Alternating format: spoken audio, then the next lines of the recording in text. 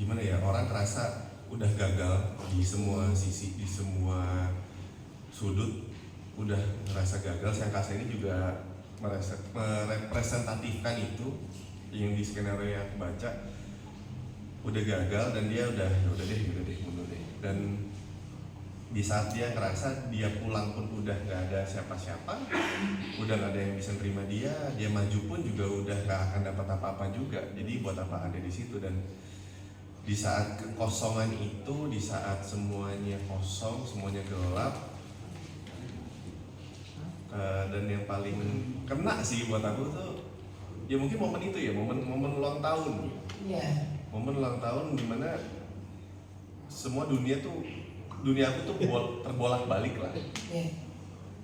Ya itu aku rasain pas baca skenario itu, sini tuh yang tiba-tiba si angkasa ini disamperin sama anak-anak didiknya yang tadinya berantem apa ngobrol sama dia, ngejelasin, tiba-tiba dikasih surprise. Itu tuh yang kayak apa ya, momen indah buat aku, yang mungkin saat aku tahun lalu aku nggak ngalamin itu, tapi di skenario ini dia ngalamin ini dan aku ngerasain. Dan itu apa ya, mungkin kalau buat aku sebagai aktor, sebagai pemain film, rasanya aku mungkin belum ada di situ tapi hati aku tuh udah ada di situ. Aku mungkin belum ada di situ tapi nyawaku tuh udah di situ. Kok ini relate ya? Kalau ini aku bisa ngerasain ya perasaannya seperti apa. Aku nggak perlu tahu dia tuh emosinya seperti apa, tapi aku tahu rasanya kayak gimana. Rasanya jadi orang terbuang. Ini dengan Randy ceritain itu kayak berat loh ngedengernya loh Randy. Dengan kayak emosionalisnya Randy itu kayak itu berat sekali. Dengan Randy cerita itu nyampe ke sini. Dengan Randy cerita hanya sekian dari bagian cerita tersebut saya nangkep lah. Saya sendiri juga belum baca skripnya ya Pak Iwan ya, karena masih rahasia juga dari Pak Iwan. Tapi kita kurang lebih udah kebayang hal seperti apa relasi dari karakter Randy dengan angkasa dengan tersebut gitu ya. Ada yang bisa kesamaan yang ternyata bisa diambil juga dari pesan yang mungkin nanti bisa juga kita tonton bersama segera ya, insya Allah nanti, amin. Lah universal ya, semuanya. Jadi nggak hanya untuk anak pesantren, anak sekolah, semuanya anak-anak Indonesia dan juga keluarga Indonesia. Oke, pesan Bapak mungkin Pak, monggo silahkan untuk masyarakat agar bisa menonton film ini nantinya pada saat sudah rilis. Ya tentu, saya kan nggak tahu filmnya kayak gimana ya. Iya. Ya harapan saya betul-betul ini film produksi film ini film yang punya nilai hiburan, nilai budaya, nilai pendidikan, dan punya kualitas yang beda dengan yang sebelum-sebelumnya. Kalau itu terjadi, saya kira ini menjadi film yang sangat monumental. Jadi seorang sutradara itu dikenang kalau ada karya monumentalnya. Saya mengharapkan ini karena ada nilai budaya, ada nilai pendidikan, menjadi sebuah karya yang monumental di eranya Pak Ihwan Solatan. Baik. Nggak bisa sesimpel ya kamu dibayar, kamu bikin sesuatu, penontonnya banyak segala macam, nggak bisa. Karena buat saya sendiri film itu kan everlasting ya. Nama kita ada terus di situ, nama aku ada terus di situ, namanya Randy ada terus di situ. Nanti anak-anak kita pada nonton gitu ya. Bayangin kalau kita bikin film horor apa gitu ya, esek-esek lagi apa segala macam, anak kita nonton gitu. Jadi saya menghindari hal-hal kayak gitu. Cuman bukan berarti juga ini idealis banget gitu, enggak sih sebenarnya. Kalau baca skenario, Randy juga udah baca, menghibur banget, komedi banyak gitu, drama banyak gitu. Jadi memang kita pengen bikin, karena di Indonesia tuh yang bikin film keluarga nggak banyak ya. Jadi kita pengen bikin film tuh yang orang tua dan anak tuh bisa nonton sama-sama gitu loh, ya kan. Sesuatu yang ya hari-hari ini susah ya, karena anak-anak udah pegang handphone sendiri. Mamanya di mana, bapaknya di mana gitu ya. Jadi mungkin ini momen kita kembali ke keluarga, kembali ke bioskop nonton film keluarga. Ajar aku juga Mas Ade infoin ke aku bilang kayak baru 2 bulan sebulan yang lalu ya Mas. Aku bilang sama Mas Ade kayak enggak, gini deh Mas ada film keluarga, film yang maksudnya ini film keluarga, bukan film yang lagi horor atau apa, itu bukan, ini film besar gitu loh, film yang genrenya tuh juga nggak pernah aku kerjain sebelumnya. Masa sih dengan apa yang udah terjadi sama aku kemarin ini kan kayaknya nggak mungkin lah. Mikir ada yang lain. Iya, dikira aja ada yang lain. Aku cuma bilang sama Kade, mungkin Randy Pangalila bukan? Jangan-jangan. Iya, gitu. Salah kali ini salah orang misalnya, atau menyampaikan salah orang ini. Akhirnya diajak ketemuan, aku ketemu sama Mas Iwan, sama casting director, sama Sari juga waktu itu. Kita ngobrol, terus dikasih skenario-nya sama Mas Iwan. Aku pikir kan kayak udah ini ketemu aja, dan aku nggak mikir, maaf ya Mas, aku juga bilang sih sama Mas Iwan kayak, Mas nih kalau misalnya lu udah manggil gue, kita nih udah ketemu nih, terus misalnya Mas Iwannya udah serak sama aku, tapi kalau misalnya produsernya atau investornya semuanya nggak serak kan tahu nih ya beritanya kayak gimana, ini ceritanya apa. Oh, ada keengganan itu, ada gitu rasa kayaknya ini. Ya kayak lu salah orang deh. Ya, gitu ya. Ya, gitu kayak lu salah orang deh, dan lu cuma buang-buang waktu doang untuk ketemu sama gue. Oh. Ya aku ngomong ya Mas ya. Oke. Lu yakin lu buang-buang waktu ketemu sama gue kayak gini doang, terus nggak dapet apa-apa juga. Dan yang jawabannya Mas Iwan sih yang buat aku kaget. Ya, semua orang ngelakuin kesalahan kan. Semua orang ngelakuin kesalahan, bedanya itu ya komposisiannya aja. Dan saat lu melakukan kesalahan, saat itu semua udah berbuka, yang lu lakuin apa? Oh iya. Ya, dan selama itu nggak kriminal juga, kenapa enggak? Iya. Dan Mas Iwan ini, jadi itu biar Mas Iwan aja yang jawab. Iya. Kenapa milih saya? Cuma pas itu juga kan kita castingnya di tempat kita ketemu di restoran itu, Mas Iwan kasih skenario, kasih scene-nya 3 scene, masih ingat lagi gue tuh, scene 28, 29, 27 itu. Pas dibaca itu juga nggak tahu kenapa, aku tuh beneran nggak pernah syuting atau dapat project yang genrenya ini family atau pendidikan atau yang genrenya ini lah, nggak pernah. Dan pas aku baca skenario-nya, kok ini Randy banget, cuma memang situasinya beda, tapi karakter si Angkasa ini tuh, ini Randy nih tahun kemarin, orang yang sudah mungkin bukan dibilang yang sama tanah ya, minus ya Mas, under tanah. Jadi kalau aku bilang sama Mas Iwan tuh, kalau rata sama tanah tuh masih bisa dilihat kayak ubin. Iya. Tapi kalau udah minus tuh, udah di bawah tanah, kita tuh udah nggak bisa kelihatan sama siapapun, dan udah nggak dipandang sama siapapun, ditinggalin sama semua orang, tinggalin sama apapun itu, udah nggak punya apa-apa, ya udah nating tulus. Kok sama, dan aku baca ya nangis gitu, kayak ini kok bisa? Ya udah Mas, nih skenario-nya bagus. Aku bilang sama Mas Iwan, skenario-nya bagus banget. Ya semoga kalau Tuhan berkenan, Tuhan emang ini buat aku ya Mas. Ini buat aku, dan semoga kalaupun emang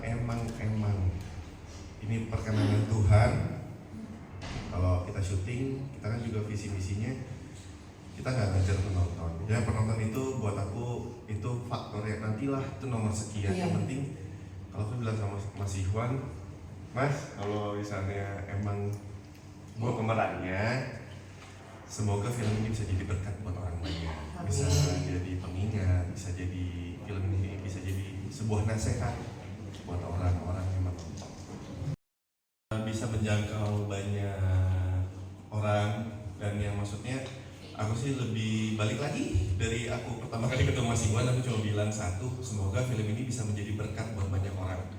Maksudnya gini, film bagus itu banyak, film yang besar banyak, tapi film yang bisa memberikan nilai, memberikan value itu kan cuma sedikit. Dan aku tuh berharapnya film ini bisa memberikan value. Jadi film ini bukan cuma amin, misalnya film ini sukses, besar, banyak yang nonton, tapi film itu juga suatu hari nanti 10 tahun ke depan 20 tahun ke depan film ini akan diingat kayak wah, kalau mau tahu apa artinya hidup, apa gimana caranya kita memaknai hidup, tahu value diri kita, nonton Sholatan.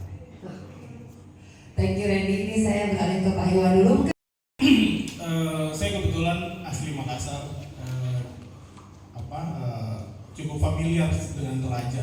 Cuman awalnya itu saya memahami Sholata itu artinya teman kita gitu. Tapi ketemu Bu Lili Salurapa sekitar Mei itu, saya dikasih tahu sama beliau bahwa makna Sholata itu lebih dalam, lebih profound kan. Maknanya itu sesama kita.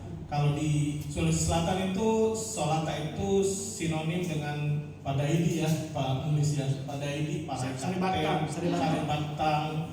Jadi ternyata tuh di Sulawesi Selatan tuh banyak sekali sinonim seperti itu. Jadi menganggap seseorang tuh ketika dia sudah punya value, sudah punya nilai buat kita tuh kita anggap sebagai sesama kita. Jadi ketika akhirnya saya ketemu makna itu tuh saya melihat lagi skenario-nya ya kan. Oh iya ya, ada yang kelupaan, ada yang ketinggalan, saya masukin lagi. Oke. Nah sebelumnya kan Pak Iwan ini produksinya film Silarian, ini film genrenya drama. Betul. Nah sekarang kenapa beralih ke film Sholata yang genrenya film keluarga? Itu kan agak nyebrang nih, dari drama ke keluarga. Jadi ini sejak tahun 2019 saya sudah mulai jadi sutradara. Saya ngedirect 5 series, 5 film pendek. Cuman baru dapat kesempatannya tahun ini untuk menjajal jadi sutradara untuk film panjang, film bioskop gitu. Nyari materi untuk jadi film panjang pertama itu susah ya, karena benar kata Randy, ini memang jadi doa ya, jadi apa ya, jadi kayak kita selalu ulang-ulang nih soal Randy bilang jadi berkat, itu saya juga sama investor saya selalu film kita tuh harus jadi berkah gitu. Jadi nyari materi itu susah banget. Sampai akhirnya ketemulah satu cerita saya yang udah lama banget sebenarnya. Sampai akhirnya nonton ada satu film dari hutan. Saya lihat mirip dengan cerita saya poles lagi ceritanya. Akhirnya Desember 2022 itu kita riset di Olon. Mei 2023 kita nulis. Jadi prosesnya memang panjang sekali film ini sampai akhirnya insya Allah kita akan syuting tanggal 22 Juli besok. Oke, di bulan ini ya syuting ya mulai ya. Ini syuting. Banyak sekali kebetulan sebenarnya kayak pas saya riset ke sana saya baru tahu kalau Ren pernah ke beberapa tempat di sana. Jadi saya nggak pernah tahu itu. Saya baru tahu di sana orang-orang cerita. Jadi kalau menurut saya memang dari awal saya nggak percaya saya nggak percaya namanya kebetulan ya. Jadi memang dari awal ini kayaknya memang filmnya pilih Randy nih. Jadi memang ini ya jodoh-jodohan ya. Iya betul. Emang udah dari awal pembuatan filmnya kayaknya namanya tuh udah ada, cuman belum keceplos aja gitu Pak Iwan ya. Betul. Nggak pernah kepikiran sebenarnya. Nah itu dari sekian ratus, sekian ribu banyak pemeran aktor, kenapa sampai akhirnya memilih Randy? Oke, kita ketemu, kita akan baca skrip, kita akan casting saat itu juga. Jadi waktu ketemu Randy jujur saya nggak punya ekspektasi, saya juga nggak kenal Mas Ade sebelumnya. Jadi ketemu aja ngobrol, pas ketemu kita belum banyak ngobrol ya, cuma baca skenario. Pas Randy baca tuh kok ini orang nangis ya gitu ya. Buat saya ini pasti ada sesuatu nih yang ada di pengalamannya dia nih yang nyambung ke peran ini gitu. Akhirnya setelah itu kita ngobrol panjang tuh. Jadi saya bukan tipe orang yang ngikutin infotainment ya, maaf. Jadi waktu skandal itu terjadi itu saya nggak tahu. Jadi saya itu dalam posisi ketika ketemu Randy itu saya nggak judgmental karena nggak tahu masalahnya. Itu masalah personal. Ketika ketemu Randy, akhirnya kita ngobrol kan. Habis itu ternyata kayak inget nggak? Gua ngomong kayak kita tuh sama-sama Juli, kita tuh sama-sama pembohong yang buruk. Ya kan? Nah, jadi akhirnya Randy bilang iya kalau gua nggak pembohong yang buruk nggak bakal ketahuan kan gitu. Cuman kan itu semuanya ternyata ada ujungnya semuanya kan gitu. Jadi menurut saya memang pas Randy casting tuh nggak tahu ya, saya ngerasa kayak rasanya tuh kayak jujur banget, tulus banget gitu. Dan itu nggak bisa dibohongin ya, bukan acting ya. Dan ini kita tuh casting di tengah-tengah restoran rame banget. Iya kan? Restoran rame banget asli. rame banget. Randy nangis. Saya tetap berusaha untuk ini ya, konsentrasi, nggak mau lihat mukanya kan. Saya lihat dia oke. Akhirnya setelah itu kita ngobrol banyak dan saya ngerasa bahwa ini pilihan saya. Cuman kan saya nggak bisa memutuskan sendiri. Jadi saya berkonsultasi dengan beberapa orang, termasuk produser eksekutif saya. Bahasa mix, ada bahasa Indonesia, jadi filmnya bakal full subtitle. Oh oke, baiklah. Nah ini sekarang 6 pemeran anaknya, mungkin bisa dikasih teaser nama sekaligus karakter sedikit gitu ya Pak ya? 6 presiden sebelum Jokowi. Ya oke, karakternya mungkin kan tadi kan ada yang suka main catur. Ya, Karno, ada Harto yang suka tampil ala militer, terus ada Mega yang suka apa? Judas. Bukan. Ya. Bukan itu, oke jawabannya adalah Marah-marah. Suka ini komen apa? Protes. Iya, suka apa sih namanya? Vokal gitu? Iya, suka vokal. Vokal. Terus ada Wahid yang juru perdamaian. Oh. Terus ada siapa lagi ya? Habibie? Ya Habibinya ini kita bikinnya jadi perempuan. Oh. Jadi namanya jadi Habi kita bikinnya. Oh. Tapi di ujung film nanti ada kejutan lagi. Waduh ada kejutan apa lagi nih? Film. Oke itu sudah 6 belum ya tadi ya? Udah 6. Udah Karno, 6. Harto, Bambang, Mega, Wahid, sama Habi. Habibie, oke. Jadi sudah ada sedikit teaser ya Bapak ya tadi ya. Lalu untuk musyawarah besarnya tadi juga sudah disampaikan ya. Nanti semoga semakin banyak lagi anak bangsa yang bisa menonton ya. Pak ini udah siap-siap nih. Bahkan sebelum filmnya rilis sudah disampaikan, dikabarkan kepada masyarakat semuanya. Untuk pertanyaan berikutnya ada yang mau nanya tadi? Oke silakan Bapak. Nama saya Ian, sama saya juga dari Demi Film Indonesia. Selamat untuk Ikhwan atas debut menyutradarai film bioskop yang pertama ya. Karena sebelumnya film pendek dan mini series ya. Oke, alam indah Toraja sudah tergambar dalam teaser ini yang saya lihat memang indah sekali, berbeda dengan Laskar Pelangi yang mengutamakan tepi laut, pantai. Di sini adalah alam pegunungan, keindahannya sudah terlihat di sini dan juga aktornya Randy Kecainet ya, sudah jelas orangnya ganteng apa segala. Kekurangannya mungkin ada yang akan saya tanyakan, mungkin saya belum tahu ya, bahwa semuanya ini kebanyakan lelaki. Jadi di mana aktrisnya? Karena bagaimanapun juga sebuah film perlu aktris untuk menjadi pemanis ya. Ya saya usulkan aja daripada Randy lama berpisah, Lady Najwa aja diajak main, entah dalam peran sebagai apa ya. Tapi karena seorang Lady Najwa juga pernah main film, pernah main sinetron, kenapa nggak diajak sekalian ya? Lalu pertanyaan yang kedua, kenapa hanya 6 anak yang presidennya itu, kenapa Mas Joko nggak diajak? Harusnya 7 sekalian, karena film ini pasti akan tayang sesudah bulan Oktober, di mana presiden kita sudah ganti. Terima kasih. Terima kasih Pak ya. Mungkin Ada apa ya? Ada harga yang harus dibayar ya untuk sebuah karya itu ya, karena kita di Holland nanti kita nggak ada hotel di sana. oh, tadi udah tahu itu. Udah? Iya. Oke. Nggak ada hotel di sana. Kita selalu komunikasi ya. Aku selalu lihatin Randy, kita tinggal di rumah penduduk satu ya. Jangan harapin rumah penduduknya kayak rumah di Jakarta ya. Iya, Itu iya. rumah penduduk yang ya begitulah gitu ya. Terus yang kedua, kita di sana naik ke Holland tuh juga kita nggak bisa naik mobil yang ini ya, yang bagus ya, kita naik truk gitu. Randy, oke, gas dulu kan gitu ya. Jadi mungkin dari situ kita juga akhirnya ya udah sih, memang udah jodoh aja. Sesulit apa sih medannya Pak Iwan di sana? Pas naik ke Holland jujur, pas 2 mobil kita tuh rusak. Jadi mobil kita tuh ras sama satunya lagi apa ya rusak.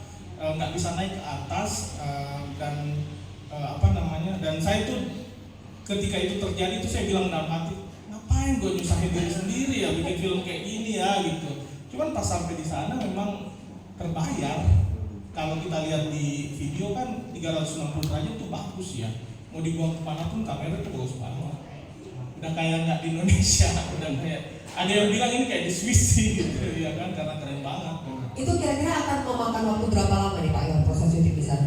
kita syuting di Olon tuh sekitar 6 hari.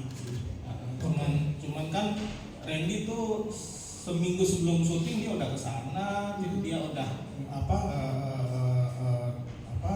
mendekatkan diri dengan anak-anak ya, penduduk sekitar segala macam gitu. Karena hal-hal yang kayak gitu ya nggak bisa dipalsukan ya. Iya nggak. Bondingnya ya. Iya, bondingnya tuh nggak bisa dipalsukan gitu. Berat loh Randy, ini nggak ada stop. Ini kayaknya saya pikir-pikir lagi deh Pak Iwan gitu. Ini berat banget loh, kayaknya beda berat Pak Iwan. 3 hari yang lalu ya, Pak Iwan Solata, Ya, saya ganti namanya sekarang jadi Iwan Solata,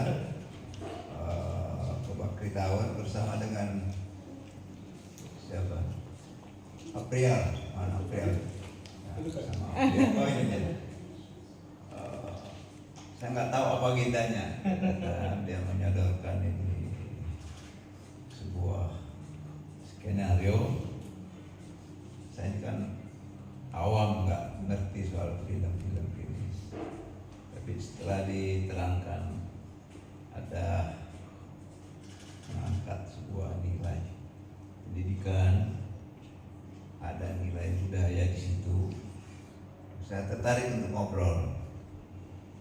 Dan pada akhirnya ada juga katanya perannya di sini. Wah, jangan saya lah katanya. Enggak singkat aja katanya. Nah, saya tahu misinya ya. Bagaimana kalau dikomunikasikan dengan KKSS kan tentu punya nilai tambah, nilai lebih karena kita ini, saya ini kepala suku. Kepala suku, tapi kepala sukunya itu yang semua orang Sulawesi Selatan yang keluar dari Sulawesi Selatan. Oh, justru yang di luar-luarnya ya Pak? Selatan yang termasuk di 5 benua ada semua. Jadi sekarang anggotanya 16 juta orang. Wah, 16 Nah ini saya kira juta. kalau memang film ini berkualitas tentu banyak peminatnya, banyak yang nonton, dan kalau dia lihat kepala sukunya ada juga di situ ngomong 1 menit 2 menit tentu yang penting tadi kualitasnya itu bagus, mengangkat nilai-nilai, tidak semata-mata hanya hiburan ya, ada nilai budaya di situ karena salah satu tujuan KKSS itu kan memang bagaimana menjaga, merawat, menunjukkan nilai-nilai Sulawesi Selatan di luar Sulawesi Selatan. Baik, ini kan kita sudah mulai, masih di bawah Pak? Memang Tator ini kalau di upgrade lebih jauh karena kesan orang itu kalau ke Tator melihat gua tengkorak, jadi cukup sekali aja setelah melihat itu. Tapi banyak keindahan alam yang lainnya kalau ada inovasi dari pemerintah ya, itu luar biasa keindahan alam di sana.